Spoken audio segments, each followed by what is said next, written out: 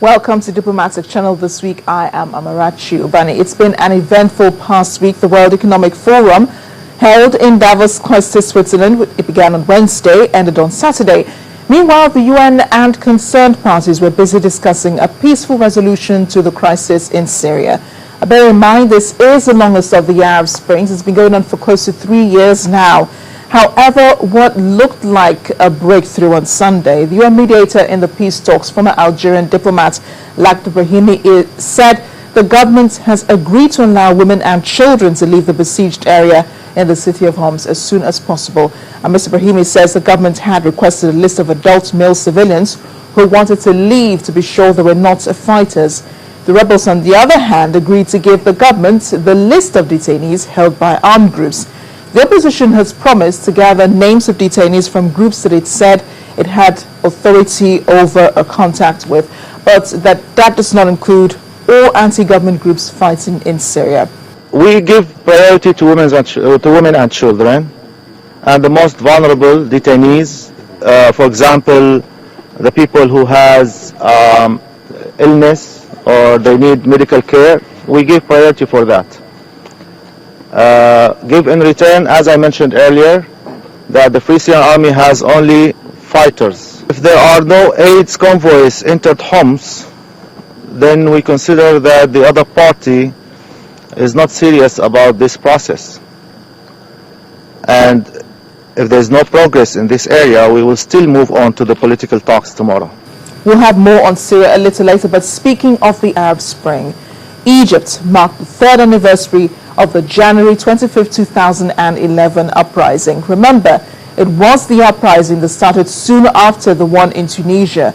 After 18 days, President Mubarak gave up power, handing over to the military on his departure. And just like back then, thousands came out to celebrate. Many were in Tahrir Square on Saturday.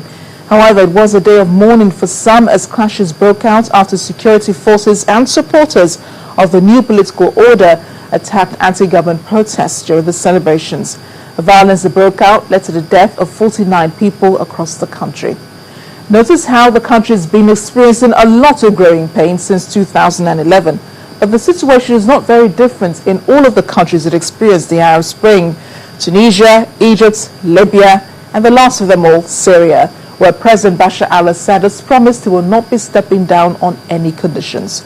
So how long before political and socio-economic stability happens in the four Arab Spring countries? That's up for discussion a little later, but first, a quick check on other discussions in diplomatic circles.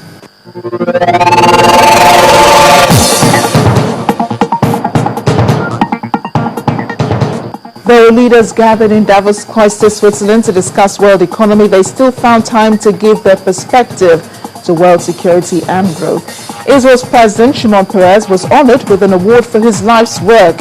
He was on the same platform that Iran's President Rouhani said he renounced nuclear weapons, and Mr. Peres was asked if he believed that assurance.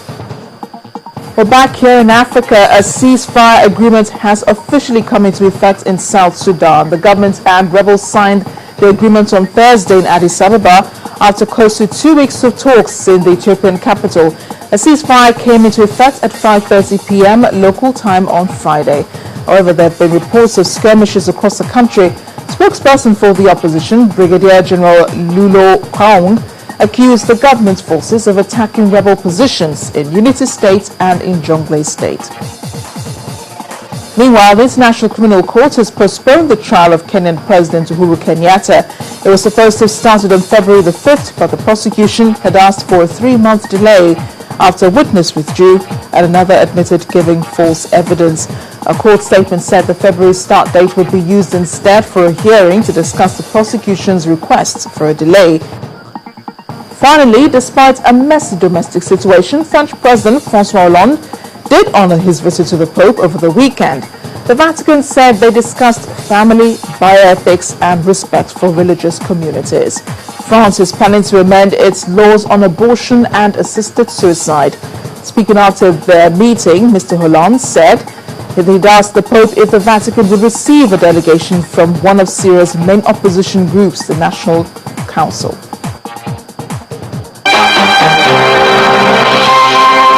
Welcome back. Now to Syria. What started out as a small disturbance back in 2011 has escalated into a full-blown war.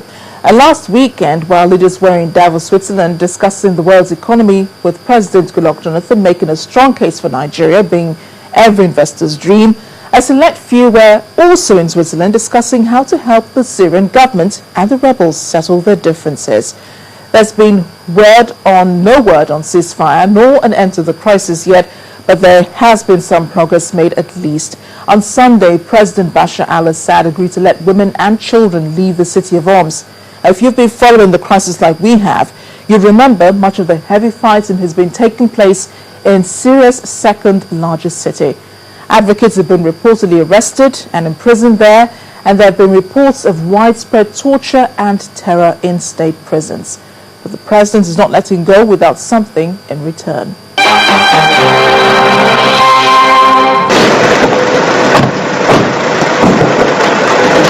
The president's agreement must have come as good news to the residents of Homs. Earlier on Sunday, a video posted on a social media website showed residents of the besieged city calling for participants in the Syria peace talks to work to break the siege of the rebel-held city, which has been surrounded by President Assad's forces for 18 months.